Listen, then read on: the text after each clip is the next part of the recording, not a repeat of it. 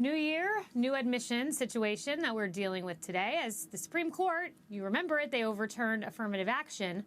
But CNN found that there's already a workaround. I believe it made me emphasize that I was Black a bit more than I probably would have. The thing that's important to me is my identity, who I am as a person, and race is a big part of that. You think schools are still looking for that diversity? Yes.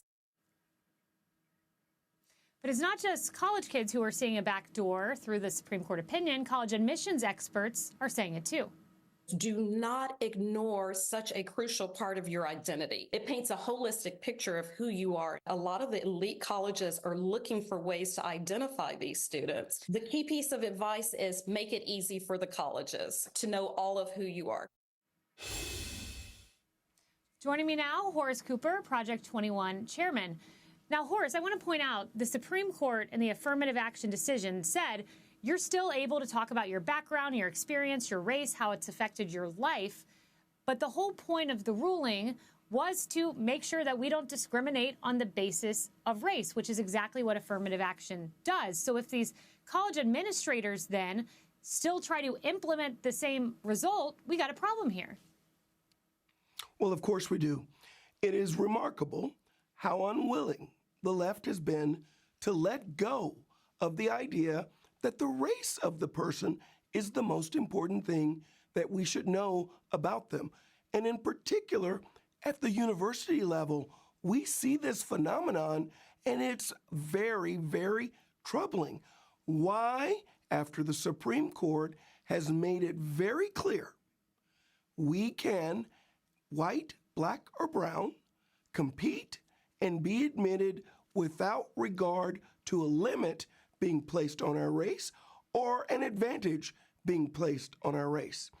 The University of Texas, back in 1955, was still sending restrictions on the basis of people entering the university, and they could just look at you and decide whether you would come in or not. Then the Supreme Court said no. This is no different, and yet what I see are progressives, the modern Jim Crow advocates, who now say, nope, we're still going to look at your face and make that the basis of who you are. And so if they tell you, put a picture in, if they tell you, mention your race color, it's no different than what we saw prior to this Supreme Court landmark decision.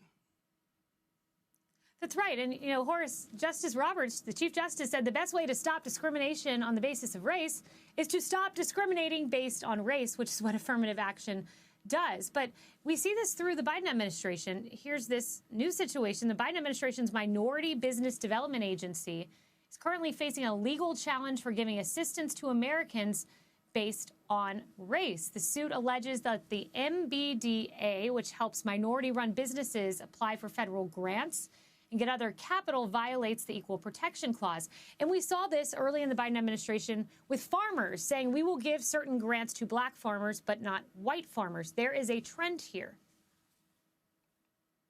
Oh, absolutely, that's true. And the same is true, by the way, with reparations. There are some local governments, and even the state of California, and apparently now the state of New York is looking at this idea. Whether it's the Biden administration, whether it's a local government, you are not legally allowed to prefer the race of the person and then decide whether they're going to get a benefit. If you have a policy like that, it is on very, very shaky constitutional grounds.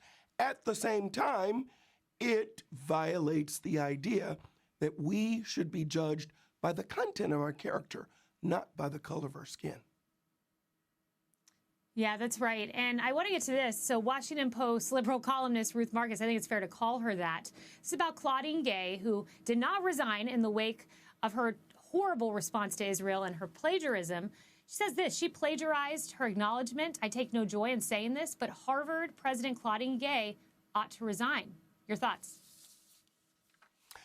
She absolutely ought to resign, and she can do it with the understanding that there are quality, talented, Black, white, or brown Americans who could take her place. That's right, and there certainly are. So Horace Cooper, thank you very much for joining me.